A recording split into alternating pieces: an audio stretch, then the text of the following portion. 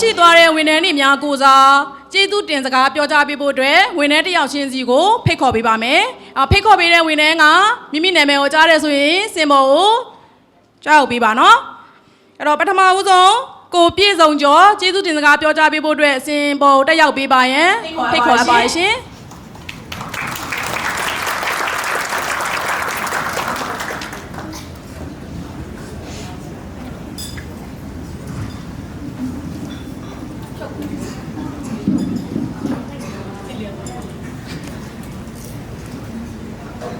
အားလုံးပဲမင်္ဂလာပါခင်ဗျာ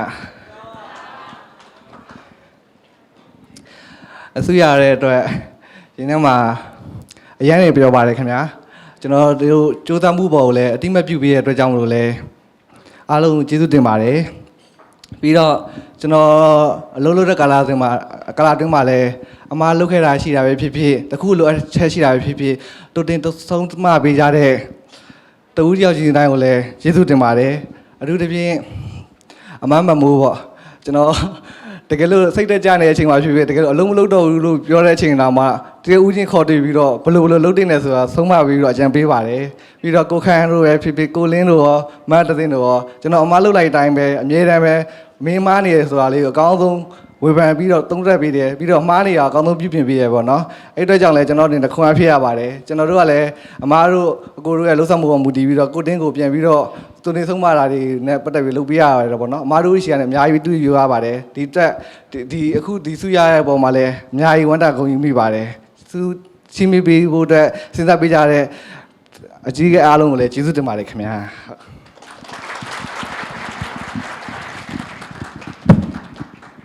စုရရှိသွားတော့မနော်မှာကျေးဇူးတင်စကားပြောကြားပေးပါရန်စင်ပေါ်သို့ဖိတ်ကြားရပါရှင်အားလုံးပဲမင်္ဂလာပါ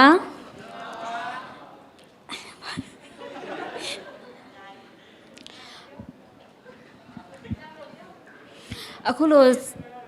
ဆုချင်းမြင့်ပေးတဲ့ဘောတပတ်မှဟတ်တဲ့အသီးသီးလည်းကျေးဇူးတင်ပါတယ်ပြီးလို့ရှိရင်လို့ရှိရင်အဖက်ဖက်ကူညီပေးကြတော့ဘောတပတ်မှများကိုလည်းကျေးဇူးတင်တယ်ပေါ့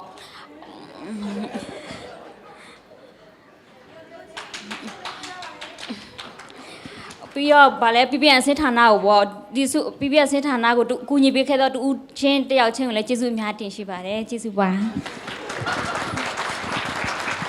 စုရရှိသွားပါတော့ကိုပိုင်ဆိုးဝေမှာကျေးဇူးတင်စကားပြောကြားပေးပါရန်စင်မော်တို့ဖိတ်ခေါ်ရပါရှင်အားလုံးပဲမင်္ဂလာပါခင်ဗျာပထမဦးစွာကျွန်တော်ဘာမှမသိရအကောင်သိအောင်လို့တင် जा ပေးတယ်ပေါ့နော်စရအကုန်လုံးမသိရတွေကိုသိအောင်လို့တင် जा ပေးတယ်ဆရာနဲ့မကိုအထူးကျေးဇူးတင်ပါတယ်နောက်ပြီးတော့ကိုကလေးတယောက်လိုပဲအမြဲတမ်းတွန်တည်ပြီးတော့စုံမပေးနေတယ်အမြဲတမ်းမှားရဲဆိုလို့ရှိရင်လည်းအမြဲတမ်းပြင်ပေးနေတယ်မတ်တစင်လည်းကျေးဇူးတင်ပါတယ်ပြီးတော့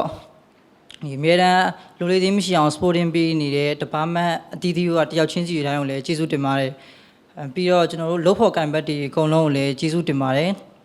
ကျေးဇူးတင်ထားသူအားလုံးကိုကျေးဇူးတင်ပါတယ်ခင်ဗျာဟုတ်ကျေးဇူးတင်စကားပြောကြားပေးပါရန်ကိုလင်းထက်ကိုစင်မော်တို့ဖိတ်ခေါ်ရပါရှင်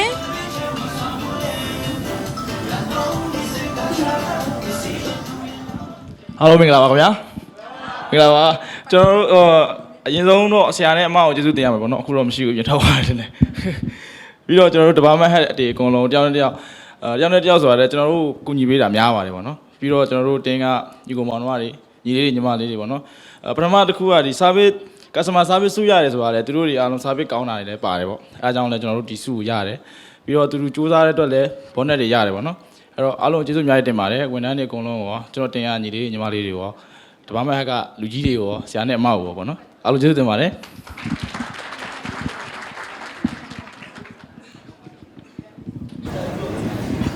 ကျေးဇူးတင်စကားပြောကြားပေးပါရန် showroom 3မှာကိုအောင်ကျော်ဖြိုးကိုစင်မော်တို့ဖိတ်ကြားရပါရှင်မင်္ဂလာပါပထမဦးစွာပေါ့နော်ကျွန်တော်ဒီမှာအလုပ်စခံပေးတဲ့မောင်ဦးစမြစ်ကိုကျေးဇူးတင်ပါတယ်ပြီးတော့ဆက်ရတင်ပေးတဲ့မမိုးသူစာပြီးတော့မန္တိဖြစ်စီခေါ်ပြီးဆုံးမပေးတဲ့ဆရာဦးဆုံးဖို့ကလည်းကျေးဇူးတင်ပါတယ်ပြီးတော့ဒီ top management ကနေပြီးတော့ရှိရဲ့အမအကိုများအားလုံးကိုလည်းအထူးကျေးဇူးတင်ပါတယ်ကျေးဇူးတင်တဲ့သူအားလုံးကိုကျေးဇူးတင်ထားပါတယ်ကျေးဇူးတင်စကားပြောကြားပေးပါရန် 138 main shot ကကိုပိုင်ဟိကျော်စင်မောတို့တက်ရောက်ပေးပါရန်ဖိတ်ခေါ်အပ်ပါရှင်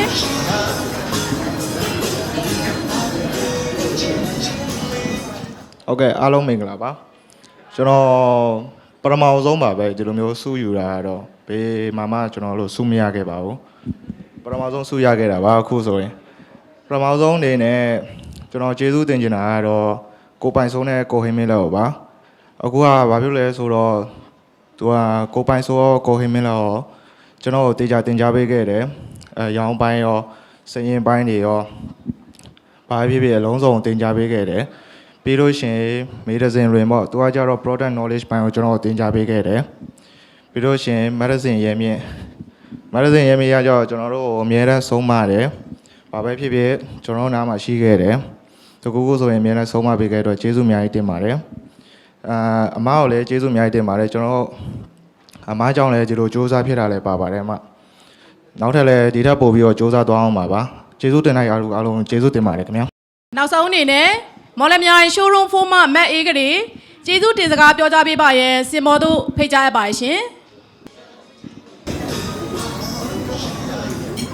ကျွန်တော်ကဒီစုရွေးခဲ့ပြီးရတဲ့တာဝန်ရှိလူကြီးများအားလုံးလည်းကျေးဇူးတင်ပါတယ်အတူတူစူးစမ်းပေးခဲ့ကြတဲ့လှုပ်ဖို့ကိုင်မများအားလုံးလည်းအထူးကျေးဇူးတင်ပါတယ်ဆက်လက်ပြီးတော့လည်းအကောင်းဆုံးစူးစမ်းပေးပါမှုကျေးဇူးတင်တဲ့အားလုံးကိုကျေးဇူးတင်ပါတယ် ကျေးဇူးတင်စကားတွေပြောကြားပြီးရဲ့နောက်ပိုင်းမှာဆက်လက်ပြီးတော့အထူးစုကြီးတစ်ခုကြံသေးတယ်။မိုဘိုင်းကင်းရဲ့23နှစ်လုံးတက်ပါရီတိုင်းမှာမပါဘူးတဲ့အထူးစုကြီးတစ်ခုပေါ့။အဲ့ဒါကြီးကိုအဲ့ဒီစုကြီးကိုဘယ်သူကရမှာလဲ။ဘာစုကြီးလဲဆိုတာသိကြကြလား။ Okay ပြောမယ်နော်ခဏလေးမပြောခင်မှာဆက်စားတယ်ဘာဖြစ်လဲဆိုလို့ရှိရင်မတို့ဒီသူတို့ထက်မြက်ပြီးတော့အောင်မြင်တဲ့ဒီလိုကောင်တရားဖြစ်ဖို့ဆိုတာက မိဘတွေပေါ့နော်လက်ကူးဆရာမိနေပါဆိုတဲ့အတိုင်းမိဘတွေမှာတာဝန်ဝတ္တရားတိုင်းရှိတယ်မိဘတွေလမ်းညွှန်မှုတွေဆုံးမမှုတွေအစအစအရာသုံးပြဆုံးမမှုတွေအကြံပေးမှုတွေအားပေးမှုတွေကအများကြီးရေးကြည့်ပါပါတယ်အဲဒီကြောင့်မို့လို့အမားတို့ရဲ့အရန်အောင်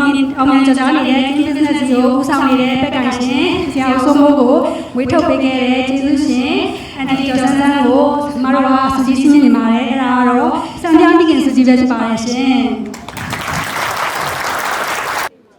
အဲ့ဒီကိုချင်းမြေပေးမှာတော့မမိုးသူစာကနေပြီးတော့ဒါရိုက်တာတယောက်ဖြစ်တဲ့မမိုးသူစာကနေချင်းမြေပေးမှာဖြစ်ပါတယ်ရှင်မမိုးသူစာကိုဆင်းမြင့်မောင်ကိုကြားဖို့တက်ဖိတ်ခေါ်ပါတယ်ရှင်မလေးဒါရိုက်တာအနေနဲ့ပေးမှာမဟုတ်ဘူး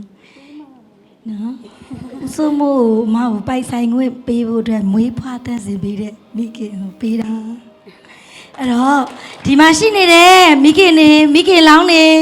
အကုန်လုံးကအဲ့လိုမတို့ရဲ့ investor ဆရာဦးစိုးမိုးလိုမျိုး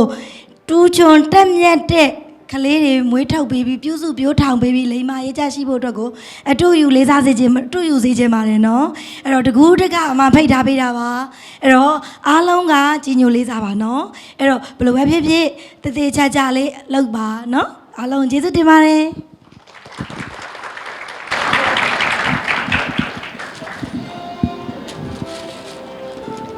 လက်ဆောင်ပန်းစည်းကို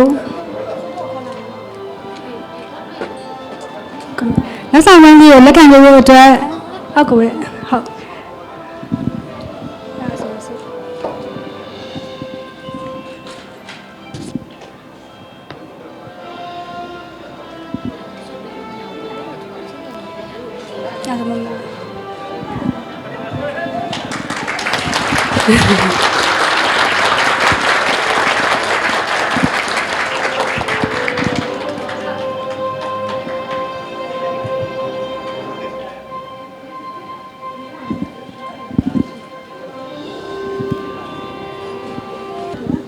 long time အဝတ်စုကိုပေးဖို့ကြံပါသေးတယ်။အဲဒီစုကိုချင်းမြပေးဖို့အတွက်ဆောင်းစုမျိုးကိုစနစ်မှာဖိတ်ကြားပါရှင်။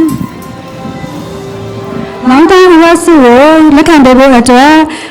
အကယ်ဥပဒေချက်ကိုစနစ်မှာဖိတ်ကြားပါရှင်။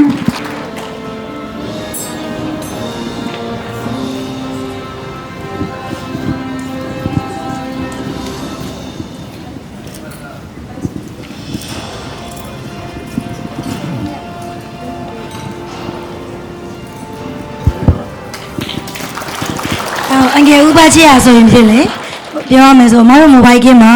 အမတို့နေမကောင်းတဲ့အချိန်လေးရှိသမျှဘယ်လိုမျိုးပြဿနာဘယ်လိုမျိုးအခက်အခဲရှိရနေရောက်လာတယ်အဲ့တော့သူ့တာဝန်မဟုတ်လေသူ့တာဝန်လို့ခံယူပြီးလေးလာပြီးလုပ်ပေးတယ်ဒီလိုမျိုးလေးပေါ့နော်အဲ့ဒီအတွက်ကို appreciation လုပ်တာပါအဲ့လိုမျိုးလူတွေကိုနောက်လာနောက်သားတွေအများကြီးကိုလည်းအမတို့မျှော်လင့်ပါတယ်အဲ့တော့ဘယ်လိုပဲဖြစ်ဖြစ်ဒီအငယ်ဥပချစ်လိုမျိုးအခုလက်ရှိနေတဲ့မျိုးဆက်အခုလက်ရှိ work from home အလုပ်လုပ်နေရတာမှအမတို့ mobile game ကိုတောက်ချာနေတရက်လာပြီးတော့ဝန်ထမ်းတွေအားလုံးအဆင်ပြေရဲ့လားဆိုရယ်မျက်နှာလေးတွေလာကြည့်ပေးတယ်နော်အဆင်ခက်ခဲတွေရှိတယ်ဆိုလို့ရှိရင်လည်းသူ့နီးသူ့ဟန်နဲ့ကိုကြီးဆောင်ရွက်ပေးနေတာဒီနေ့တက်တိပဲဖြစ်ပါတယ်ဒီအတွက် long time award စုကိုပေးရခြင်းဖြစ်ပါတယ်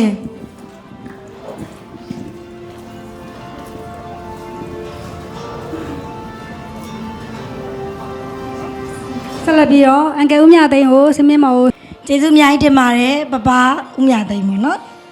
ဟုတ်ဘာဆိုရင်အမအရင်ဆိုးရလေအဲ့တော့ခဏအဆူခံရတယ်အဆုံးမရှိပါဘူးအကုန်လုံးရှိပါဘူးနော်ဒါပေမဲ့ mobile game မှာသူ့သမီးလေးရှိနေတယ်ဆိုပြီးတော့နေမကောင်းလဲလောက်လာတယ်တရားမှမပြည့်တဲ့ဆိုလေရတော့လေအဲ့တော့နားရဲဆိုလဲမနာဟုတ်ပေါ့နော်အဲ့အတွက်ချီးမြှင့်ဖြစ်ပါတယ်ကျေးဇူးအများကြီးတင်ပါတယ် ဆက်လက်ပြီးတော့ဦးရအောင်လည်းစမင်းမော်ကိုဖိတ်ခေါ်ပါရရှင် ဦးရအောင်ကအခုလက်ရှိဘယ်လိုပဲမဆိုဦးစိုးမိုးရဲ့လက်ရှိအခုလက်ရှိလုပ်နေတဲ့လုပ်ငန်းတွေပြင်ဆင်ရေးတွေမှာလည်းတဏှာအားပါဝင်ပြီးတော့ဘယ်လိုတကယ်ချာလုပ်နေတာလူငယ်လေးတွေအရှုံးပေးရမှာပါပဲခင်ဗျာ ဟုတ်ကဲ့ဆက်လက်ပြီးတော့ကိုကျော်ဆန်းလင်းကိုစမင်းမော်ကိုဖိတ်ခေါ်ပါရရှင်ဝိုင်းကြီးလေးကိုကြားရတဲ့ကြတဲ့ကိုကျော်ဆန်းလင်းကိုစမင်းမော်ကိုဖိတ်ခေါ်ပါရရှင် အဲ့တော့အခုလိုဆွချင်းချင်းမှာရှင်နေသည်အနည်းဆုံးအမတို့ mobile game မှာ10နှစ်အထက်ရှိတဲ့ဝန်ထမ်းတွေကိုအဝတ်ပေးခြင်းဖြစ်ပါတယ်အဲ့တော့ long time လက်တွဲလို့တဲ့ဝန်ထမ်းတွေအားလုံးအတွက်ကအမတို့ရဲ့ Islam အတိုင်းကိုပကတ်တွင်းကတည်သည့်အထိအများအားဆောက်ရှောက်ဖို့အစဉ်သင့်ရှိပါတယ်အဲ့ဒီအတွက် mobile game နဲ့လက်တွဲသည့်ပျော်ပျော်ရွှင်ရွှင်နဲ့အေးချမ်းချမ်းရှိသေးဖို့အတွက်ကြောင်းညာဝင်ပြရစီ ဟုတ်ကြပေးပါရှင် ကျေးဇူးတင်ပါတယ်မမေမင်းသမီးလေးပေါ့နော်အခုလက်ရှိ Star Award တွေပါရောလဲမှန်းတဲ့ထဲမှာပါတယ်ပေါ့နော်အဲ့တော့ procurement ဌာနမှာစုသမျှငိုပြီးတော့လက်တွဲခဲ့တာစင်တစ်တာကာလကြော်ခဲ့ပါပြီဒီထက်နှစ်ပေါင်းများစွာပေါ့နော်ရာစုနှစ်ပေါင်းများစွာဆယ်စုနှစ်ပေါင်းများစွာကိုစုံတွေ့ခြင်းပါသေးတယ်ကျေးဇူးအများကြီးတင်ပါတယ် အခုလိုဆွေအများကြီးကိုပေးဆောင်ပေးတဲ့ဦးဆုံးမို့ကျေးဇူးအများကြီးတင်ရှိပါတယ်ရှင်